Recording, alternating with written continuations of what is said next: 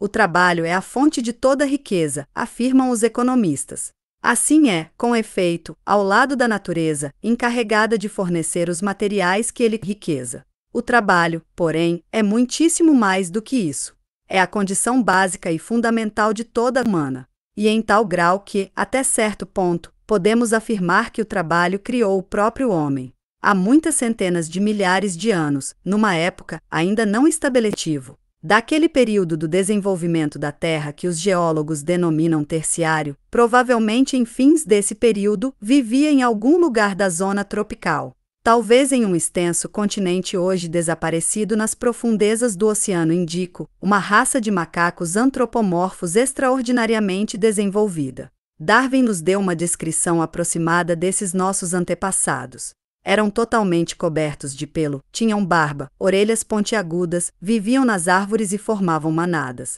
É de supor que, como consequência direta de seu gênero de vida, devido ao qual as mãos, ao trepar, tinham que desempenhar funções distintas das dos pés. Esses macacos foram se acostumando a prescindir de suas mãos ao caminhar pelo chão e começaram a adotar cada vez mais uma posição ereta. Foi o passo decisivo para a transição do macaco ao homem.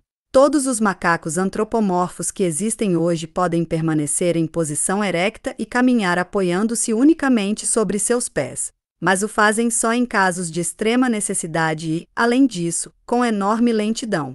Caminham habitualmente em atitude semi-erecta, e sua marcha inclui o uso das mãos. A maioria desses macacos apoiam no solo os dedos e, encolhendo as pernas, fazem avançar o corpo por entre os seus largos braços, como um paralítico que caminha com muletas. Em geral, podemos ainda hoje observar entre os macacos todas as formas de transição entre a marcha a quatro patas e a marcha em posição erecta. Mas para nenhum deles a posição erecta vai além de um recurso circunstancial. E posto que a posição erecta havia de ser para os nossos peludos antepassados primeiro uma norma e logo uma necessidade, daí-se depreende que naquele período as mãos tinham que executar funções cada vez mais variadas. Mesmo entre os macacos existe já certa divisão de funções entre os pés e as mãos. Como assinalamos acima, enquanto trepavam as mãos eram utilizadas de maneira diferente que os pés. As mãos servem fundamentalmente para recolher e sustentar os alimentos, como fazem já alguns mamíferos inferiores com suas patas dianteiras. Certos macacos recorrem às mãos para construir ninhos nas árvores, e alguns, como o chimpanzé, chegam a construir telhados entre os ramos, para defender-se das inclemências do tempo. A mão lhes serve para empunhar garrotes, com os quais se defendem de seus inimigos, ou para os bombardear com frutos e pedras. Quando se encontram prisioneiros, realizam com as mãos várias operações que copiam dos homens. Mas aqui precisamente é que se percebe quanto é grande a distância que separa a mão primitiva dos macacos, inclusive os antropóides mais superiores, da mão do homem, aperfeiçoada pelo trabalho durante centenas de milhares de anos. O número e a disposição geral dos ossos e dos músculos são os mesmos no macaco e no homem. Mas a mão do selvagem mais primitivo é capaz de executar centenas de operações que não podem ser realizadas pela mão de nenhum macaco. Nenhuma mão simiesa construiu jamais um machado de pedra, por mais tosco que fosse. Por isso, as funções, para as quais nossos antepassados foram adaptando pouco a pouco suas mãos durante os muitos milhares de anos em que se prolongam o período de transição do macaco ao homem, só puderam ser, a princípio, funções sumamente simples. Os selvagens mais primitivos, inclusive aqueles nos quais se pode presumir o retorno a um estado mais próximo da animalidade, com uma degeneração física simultânea, são muito superiores àqueles seres do período de transição. Antes de a primeira lasca de sílex ter sido transformada em machado pela mão do homem, deve ter sido transcorrido um período de tempo tão largo que, em comparação com ele, o período histórico por nós conhecido torna-se insignificante. Mas já havia sido dado o passo decisivo, a mão era livre e podia agora adquirir cada vez mais destreza e habilidade. E essa maior flexibilidade adquirida transmitia-se por herança e aumentava de geração em geração. Vemos, pois, que a mão não é apenas o órgão do trabalho, é também produto dele. Unicamente pelo trabalho, pela adaptação a novas e novas funções, pela transmissão hereditária do aperfeiçoamento especial assim adquirido pelos músculos e ligamentos, num período mais amplo, também pelos ossos, Unicamente pela aplicação sempre renovada dessas habilidades transmitidas a funções novas e cada vez mais complexas foi que a mão do homem atingiu esse grau de perfeição que pôde dar vida, como por artes de magia, aos quadros de Rafael, às estátuas de Thorvaldsen e à música de Paganini. Mas a mão não era algo com existência própria e independente. Era unicamente um membro de um organismo íntegro e sumamente complexo. E o que beneficiava a mão beneficiava também a todo o corpo servido por ela, e o beneficiava em dois aspectos. Primeiramente, em virtude da lei que Darwin chamou de correlação do crescimento. Segundo essa lei, certas formas das diferentes partes dos seres orgânicos sempre estão ligadas a determinadas formas de outras partes, que aparentemente não têm nenhuma relação com as primeiras. Assim, todos os animais que possuem glóbulos vermelhos sem núcleo e cujo occipital está articulado com a primeira vértebra por meio de dois condilos, possuem, sem exceção, glândulas mamárias para a alimentação de suas crias. Assim também, a úngula fendida de alguns mamíferos está ligada de modo geral à presença de um estômago multilocular adaptado à ruminação. As modificações experimentadas por certas formas provocam mudanças na forma de outras partes do organismo, sem que estejamos em condições de explicar tal conexão. Os gatos totalmente brancos e de olhos azuis são sempre ou quase sempre surdos. O aperfeiçoamento gradual da mão do homem e a adaptação concomitante dos pés ao andar em posição erecta exerceram indubitavelmente, em virtude da referida correlação, certa influência sobre outras partes do organismo. Contudo, essa ação se acha ainda tão pouco estudada que aqui não podemos senão assinalá-la em termos gerais. Muito mais importante é a ação direta, possível de ser demonstrada, exercida pelo desenvolvimento da mão sobre o resto do organismo. Como já dissemos, nossos antepassados simiescos eram animais que viviam em manadas. Evidentemente, não é possível buscar a origem do homem, o mais social dos animais, em antepassados imediatos que não vivessem congregados. Em face de cada novo progresso, o domínio sobre a natureza, que tivera início com o desenvolvimento da mão, com o trabalho, ia ampliando os horizontes do homem, levando-o a descobrir constantemente nos objetos novas propriedades até então desconhecidas. Por outro lado, o desenvolvimento do trabalho, ao multiplicar os casos de ajuda mútua e de atividade conjunta, e ao mostrar assim as vantagens dessa atividade conjunta para cada indivíduo, tinha que contribuir forçosamente para agrupar ainda mais os membros da sociedade. Em resumo, os homens em formação chegaram a um ponto em que tiveram necessidade de dizer algo uns aos outros. A necessidade criou o órgão. A laringe pouco desenvolvida do macaco foi se transformando, lenta mas firmemente, mediante modulações que produziam por sua vez modulações mais perfeitas, enquanto os órgãos da boca aprendiam pouco a pouco a pronunciar um som articulado após outro. A comparação com os animais mostra-nos que essa explicação da origem da linguagem a partir do trabalho e pelo trabalho é a única acertada. O pouco que os animais, inclusive os mais desenvolvidos, têm que comunicar uns aos outros pode ser transmitido sem o concurso da palavra articulada. Nenhum animal em estado selvagem sente-se prejudicado por sua incapacidade de falar ou de compreender a linguagem humana. Mas a situação muda por completo quando o animal foi domesticado pelo homem. O contato com o homem desenvolveu no cão e no cavalo um ouvido tão sensível à linguagem articulada que esses animais podem, dentro dos limites de suas representações, chegar a compreender qualquer idioma. Além disso, podem chegar a adquirir sentimentos antes desconhecidos por eles, como o apego ao homem, o sentimento de gratidão, etc. Quem conheça bem esses animais dificilmente poderá escapar à convicção de que, em muitos casos, essa incapacidade de falar é experimentada agora por eles como um defeito. Desgraçadamente, esse defeito não tem remédio, pois os seus órgãos vocais se acham demasiado especializados em determinada direção. Contudo, quando existe um órgão apropriado, essa incapacidade pode ser superada dentro de certos limites. Os órgãos vocais das aves distinguem-se em forma radical dos do homem e, no entanto, as aves são os únicos animais que podem aprender a falar, e o animal de voz mais repulsiva, o papagaio, é o que melhor fala. E não importa que se nos objete dizendo-nos que o papagaio não sabe o que fala. Claro está que por gosto apenas de falar e por sociabilidade o papagaio pode estar horas e horas repetindo todo o seu vocabulário.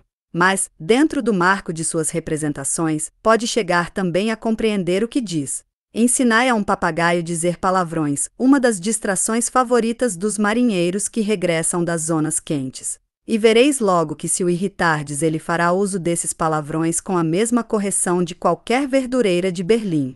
E o mesmo ocorre com o pedido de guludices. Primeiro o trabalho, e depois dele e com ele a palavra articulada, foram os dois estímulos principais sob cuja influência o cérebro do macaco foi se transformando gradualmente em cérebro humano, que, apesar de toda sua semelhança, supera-o consideravelmente em tamanho e em perfeição. E à medida em que se desenvolvia o cérebro, desenvolviam-se também seus instrumentos mais imediatos, os órgãos dos sentidos. Da mesma maneira que o desenvolvimento gradual da linguagem está necessariamente acompanhado do correspondente aperfeiçoamento do órgão do ouvido, assim também o desenvolvimento geral do cérebro está ligado ao aperfeiçoamento de todos os órgãos dos sentidos. A vista da águia tem um alcance muito maior que a do homem, mas o olho humano percebe nas coisas muitos mais detalhes que o olho da águia. O cão tem um olfato muito mais fino que o do homem, mas não pode captar nem a 100ª parte dos odores que servem ao homem como sinais para distinguir coisas diversas. E o sentido do tato, que o macaco possui a duras penas na forma mais tosca e primitiva, foi se desenvolvendo unicamente com o desenvolvimento da própria mão do homem, através do trabalho. O desenvolvimento do cérebro e dos sentidos a seu serviço, a crescente clareza de consciência, a capacidade de abstração e de discernimento cada vez maiores, reagiram por sua vez sobre o trabalho e a palavra, estimulando mais e mais o seu desenvolvimento. Quando o homem se separa definitivamente do macaco, esse desenvolvimento não cessa de modo algum, mas continua. Em grau diverso e em diferentes sentidos entre os diferentes povos e as diferentes épocas, interrompido mesmo às vezes por retrocessos de caráter local ou temporário, mas avançando em seu conjunto a grandes passos, consideravelmente impulsionado e, por sua vez, orientado em um determinado sentido por um novo elemento que surge com o aparecimento do homem acabado, a sociedade. Foi necessário, seguramente, que transcorressem centenas de milhares de anos, que na história da Terra tem uma importância menor que um segundo na vida de um homem, antes que a sociedade humana surgisse daquelas manadas de macacos que trepavam pelas árvores. Mas, afinal, surgiu. E que voltamos a encontrar como sinal distintivo entre a manada de macacos e a sociedade humana. Outra vez, o trabalho. A manada de macacos contentava-se em devorar os alimentos de uma área que as condições geográficas ou a resistência das manadas vizinhas determinavam. Transportava-se de um lugar para outro e travava lutas com outras manadas para conquistar novas zonas de alimentação. Mas era incapaz de extrair dessas zonas mais do que aquilo que a natureza generosamente lhe oferecia. Se excetuarmos a ação inconsciente da manada ao adubar o solo com seus excrementos. Quando foram ocupadas todas as zonas capazes de proporcionar alimento, o crescimento da população simiesca tornou-se já impossível. No melhor dos casos, o número de seus animais mantinha-se no mesmo nível, mas todos os animais são os grandes dissipadores de alimentos. Além disso, com frequência, destroem em germe a nova geração de reservas alimentícias. Diferentemente do caçador, o lobo não respeita a cabra montês que lhe proporcionaria cabritos no ano seguinte, as cabras da Grécia, que devoram os jovens arbustos antes de poder desenvolver-se, deixaram nuas todas as montanhas do país. Essa exploração rapaz levada a efeito pelos animais desempenha um grande papel na transformação gradual das espécies, ao obrigá-las a adaptar-se a alimentos que não são os habituais para elas, com o que muda a composição química de seu sangue e se modifica toda a constituição física do animal. As espécies já plasmadas desaparecem. Não há dúvida de que essa exploração rapaz contribuiu em alto grau para a humanização de nossos antepassados, pois ampliou o número de plantas e as partes das plantas utilizadas na alimentação por aquela raça de macacos que superava todas as demais em inteligência e em capacidade de adaptação. Em uma palavra, a alimentação, cada vez mais variada, oferecia ao organismo novas e novas substâncias, com o que foram criadas as condições químicas para a transformação desses macacos em seres humanos. Mas tudo isso não era trabalho no verdadeiro sentido da palavra. O trabalho começa com a elaboração de instrumentos. e que representam os instrumentos mais antigos, a julgar pelos restos que nos chegaram dos homens pré-históricos, pelo gênero de vida dos povos mais antigos registrados pela história, assim como pelo dos selvagens atuais mais primitivos, são instrumentos de caça e de pesca, sendo os primeiros utilizados também como armas. Mas a caça e a pesca pressupõem a passagem da alimentação exclusivamente vegetal à alimentação mista, o que significa um novo passo de sua importância na transformação do macaco em homem. A alimentação cárnea ofereceu ao organismo, em forma quase acabada, os ingredientes mais essenciais para o seu metabolismo. Desse modo, abreviou o processo da digestão e outros processos da vida vegetativa do organismo, isto é, os processos análogos ao da vida dos vegetais, poupando, assim, tempo, materiais e estímulos para que pudesse manifestar-se ativamente a vida propriamente animal. E quanto mais o homem em formação se afastava do reino vegetal, mais se elevava sobre os animais.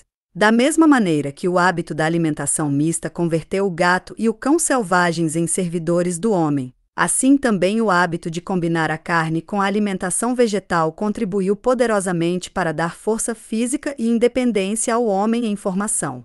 Mas onde mais se manifestou a influência da dieta cárnea foi no cérebro, que recebeu assim em quantidade muito maior do que antes as substâncias necessárias à sua alimentação e desenvolvimento, com o que se foi tomando maior e mais rápido seu aperfeiçoamento de geração em geração. Devemos reconhecer, e perdoem os senhores vegetarianos, que não foi sem ajuda da alimentação cárnea que o homem chegou a ser homem, e o fato de que, em uma ou outra época da história de todos os povos conhecidos, o emprego da carne na alimentação tenha chegado ao canibalismo. Ainda no século X, os antepassados dos berlinenses, os veletabos e os viltses, devoravam os seus progenitores. É uma questão que não tem hoje para nós a menor importância.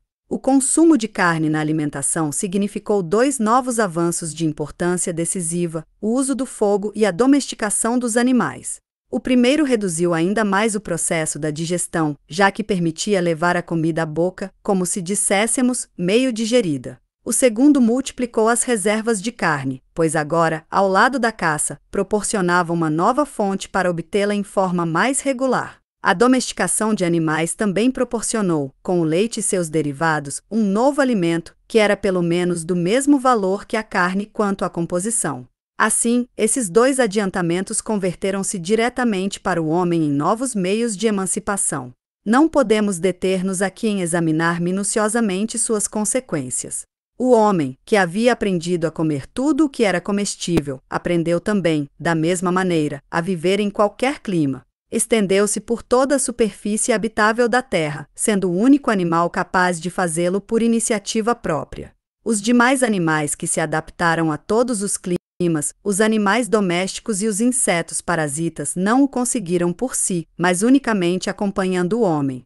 E a passagem do clima uniformemente cálido da pátria original para as zonas mais frias, onde o ano se dividia em verão e inverno, criou novas exigências. Ao obrigar o homem a procurar habitação e a cobrir seu corpo para proteger-se do frio e da umidade, surgiram assim novas esferas de trabalho e com elas novas atividades que afastaram ainda mais o homem dos animais. Graças à cooperação da mão, dos órgãos da linguagem e do cérebro, não só em cada indivíduo, mas também na sociedade, os homens foram aprendendo a executar operações cada vez mais complexas, a propor-se e alcançar objetivos cada vez mais elevados. O trabalho mesmo se diversificava e aperfeiçoava de geração em geração, estendendo-se cada vez a novas atividades. A caça e a pesca veio juntar-se à agricultura, e mais tarde a fiação e a tecelagem, a elaboração de metais, a olaria e a navegação. Ao lado do comércio e dos ofícios apareceram, finalmente, as artes e as ciências, das tribos saíram as nações e os estados.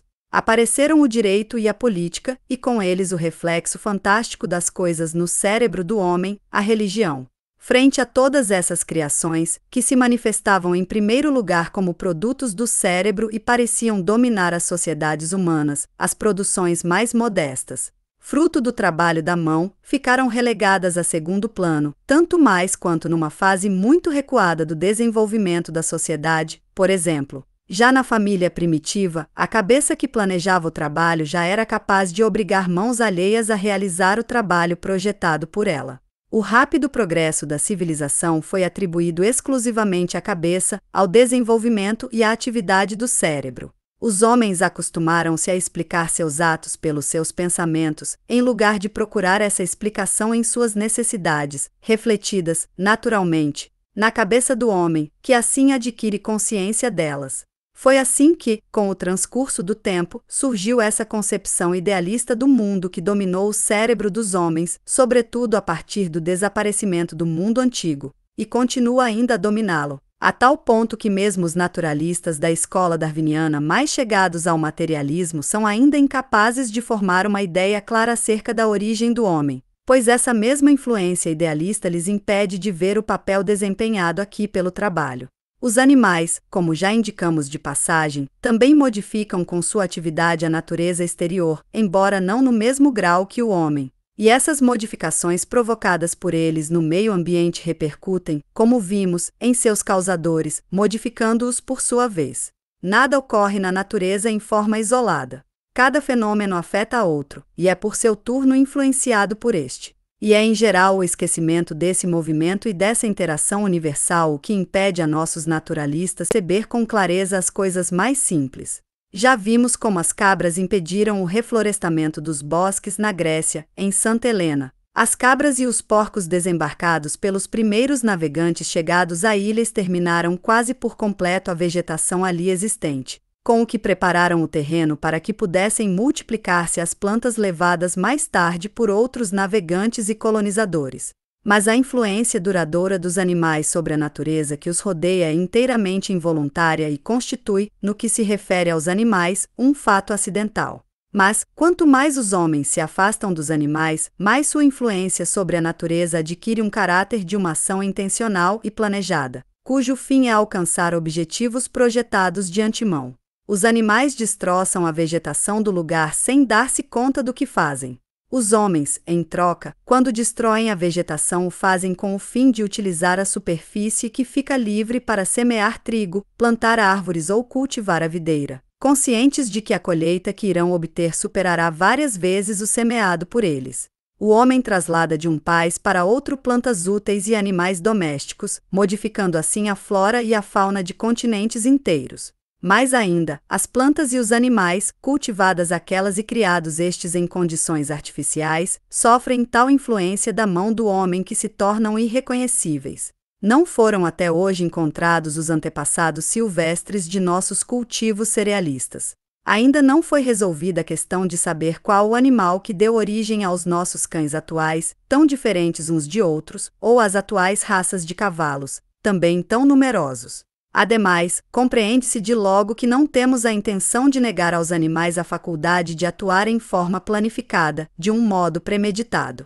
Ao contrário, a ação planificada existe em germe onde quer que o protoplasma, a albumina viva, exista e reaja, isto é, realize determinados movimentos, embora sejam os mais simples, em resposta a determinados estímulos do exterior. Essa reação se produz, não digamos já na célula nervosa, mas inclusive quando ainda não há célula de nenhuma espécie. O ato pelo qual as plantas insetívoras se apoderam de sua presa aparece também, até certo ponto, como um ato planejado, embora se realize de um modo totalmente inconsciente. A possibilidade de realizar atos conscientes e premeditados desenvolve-se nos animais em correspondência com o desenvolvimento do sistema nervoso e adquire já nos mamíferos um nível bastante elevado. Durante as caçadas organizadas na Inglaterra, pode-se observar sempre a infalibilidade com que a raposa utiliza seu perfeito conhecimento do lugar para ocultar-se aos seus perseguidores, e como conhece e sabe aproveitar muito bem todas as vantagens do terreno para despistá-los.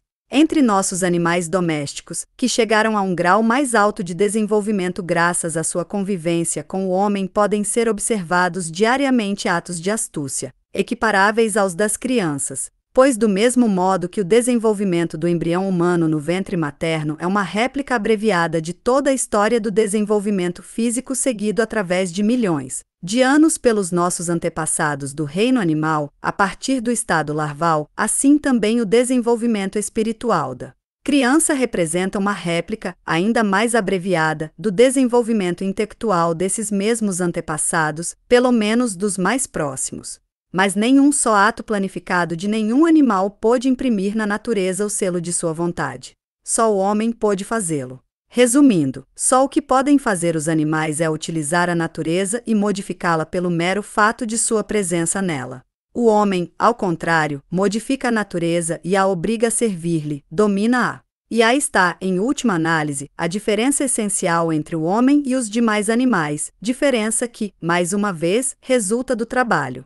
Contudo, não nos deixemos dominar pelo entusiasmo em face de nossas vitórias sobre a natureza. Após cada uma dessas vitórias, a natureza adota sua vingança. É verdade que as primeiras consequências dessas vitórias são as previstas por nós, mas em segundo e em terceiro lugar aparecem consequências muito diversas, totalmente imprevistas e que, com frequência, anulam as primeiras.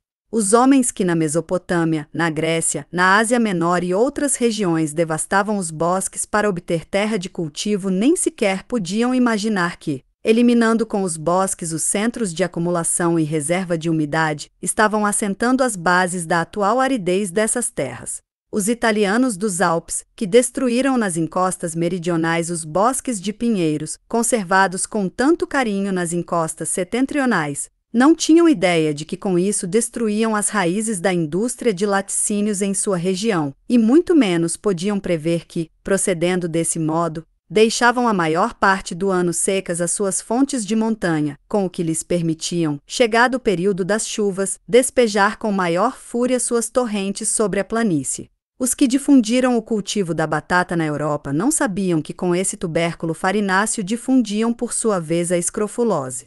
Assim, a cada passo, os fatos recordam que nosso domínio sobre a natureza não se parece em nada com o domínio de um conquistador sobre o povo conquistado, que não é o domínio de alguém situado fora da natureza, mas que nós, por nossa carne, nosso sangue e nosso cérebro, pertencemos à natureza, encontramo-nos em seu seio. E todo o nosso domínio sobre ela consiste em que, diferentemente dos demais seres, somos capazes de conhecer suas leis e aplicá-las de maneira adequada. Com efeito, aprendemos cada dia a compreender melhor as leis da natureza e a conhecer tanto os efeitos imediatos como as consequências remotas de nossa intromissão no curso natural de seu desenvolvimento. Sobretudo depois dos grandes progressos alcançados neste século pelas ciências naturais, estamos em condições de prever e, portanto, de controlar cada vez melhor as remotas consequências naturais de nossos atos na produção, pelo menos dos mais correntes. E quanto mais isso seja uma realidade, mais os homens sentirão e compreenderão sua unidade com a natureza.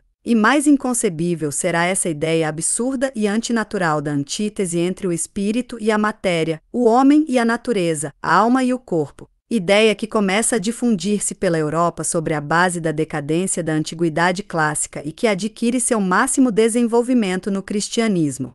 Mas, se foram necessários milhares de anos para que o homem aprendesse, em certo grau, a prever as remotas consequências naturais no sentido da produção, muito mais lhe custou aprender a calcular as remotas consequências sociais desses mesmos atos. Falamos acima da batata e de seus efeitos quanto à difusão da escrofulose. Mas que importância pode ter a escrofulose, comparada com os resultados que teve a redução da alimentação dos trabalhadores a batatas puramente sobre as condições de vida das massas do povo de países inteiros? Com a fome que se estendeu em 1847 pela Irlanda em consequência de uma doença provocada por esse tubérculo e que levou à sepultura 1 milhão de irlandeses que se alimentavam exclusivamente, ou quase exclusivamente, de batatas e obrigou a que emigrassem para além-mar outros 2 milhões. Quando os árabes aprenderam a destilar o álcool, nem sequer ocorreu-lhes pensar que haviam criado uma das armas principais com que iria ser exterminada a população indígena do continente americano, então ainda desconhecido. E quando mais tarde Colombo descobriu a América, não sabia que ao mesmo tempo dava nova vida à escravidão, há muito tempo desaparecida na Europa, e assentado as bases do tráfico dos negros. Os homens que nos séculos 17 e 18 haviam trabalhado para criar a máquina a vapor não suspeitavam de que estavam criando um instrumento que, mais do que nenhum outro, haveria de subverter as condições sociais em todo o mundo e que, sobretudo na Europa, ao concentrar a riqueza nas mãos de uma minoria e ao privar de toda propriedade a imensa maioria da população, haveria de proporcionar primeiro o domínio social e político à burguesia e provocar depois a luta de classe entre a burguesia e o proletariado, luta que só pode terminar com a liquidação da burguesia e a abolição de todos os antagonismos de classe. Mas também aqui, aproveitando uma experiência ampla, e às vezes cruel, confrontando e analisando os materiais proporcionados pela história, vamos aprendendo pouco a pouco a conhecer as consequências sociais indiretas e mais remotas de nossos atos na produção, o que nos permite estender também a essas consequências o nosso domínio e o nosso controle.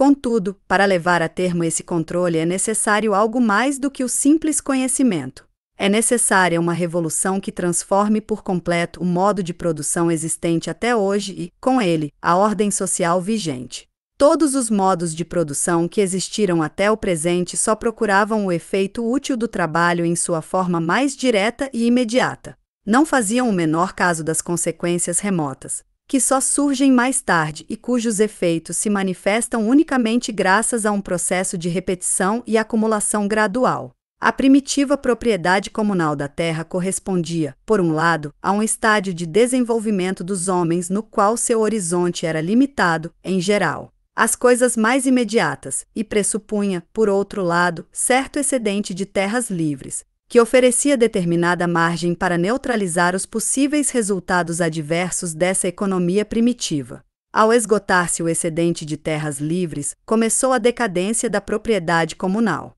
Todas as formas mais elevadas de produção que vieram depois conduziram à divisão da população em classes diferentes e, portanto, no antagonismo entre as classes dominantes e as classes oprimidas. Em consequência, os interesses das classes dominantes converteram-se no elemento propulsor da produção, enquanto esta não se limitava a manter, bem ou mal, a mísera existência dos oprimidos. Isso encontra sua expressão mais acabada no modo de produção capitalista que prevalece hoje na Europa Ocidental. Os capitalistas individuais, que dominam a produção e a troca, só podem ocupar-se da utilidade mais imediata de seus atos. Mais ainda, mesmo essa utilidade, porquanto se trata da utilidade da mercadoria produzida ou trocada, passa inteiramente ao segundo plano, aparecendo como único incentivo o lucro obtido na venda. Asterisco, asterisco, asterisco. A ciência social da burguesia, a economia política clássica, só se ocupa preferentemente daquelas consequências sociais que constituem o objetivo imediato dos atos realizados pelos homens na produção e na troca. Isso corresponde plenamente ao regime social cuja expressão teórica é essa ciência. Porquanto os capitalistas isolados produzem ou trocam com o único fim de obter lucros imediatos, só podem ser levados em conta, primeiramente, os resultados mais próximos e mais imediatos. Quando um industrial ou um comerciante vende a mercadoria produzida ou comprada por ele e obtém o lucro habitual, dá-se por satisfeito e não lhe interessa de maneira alguma o que possa ocorrer depois com essa mercadoria e seu comprador. O mesmo se verifica com as consequências naturais dessas mesmas ações. Quando, em Cuba, os plantadores espanhóis queimavam os bosques nas encostas das montanhas para obter com a cinza um adubo que só lhes permitia fertilizar uma geração de cafeeiros de alto rendimento, pouco lhes importava que as chuvas torrenciais dos trópicos varressem a camada vegetal do solo, privada da proteção das árvores, e não deixassem depois de si senão rochas desnudas. Com o atual modo de produção, e no que se refere tanto às consequências naturais como às consequências sociais dos atos realizados pelos homens, o que interessa prioritariamente são apenas os primeiros resultados, os mais palpáveis. E logo até se manifesta estranheza pelo fato de as consequências remotas das ações que perseguiam esses fins serem muito diferentes, e na maioria dos casos, até diametralmente opostas, de harmonia entre a oferta e a procura converter-se em seu antípoda, como nos demonstra o curso de cada um desses ciclos industriais de 10 anos. E como puderam convencer-se disso os que com o crack viveram na Alemanha um pequeno prelúdio de a propriedade privada baseada no trabalho próprio converter-se, necessariamente, ao desenvolver-se, na ausência de posse de toda a propriedade pelos trabalhadores, enquanto toda a riqueza se concentra mais e mais nas mãos dos que não trabalham. De 2.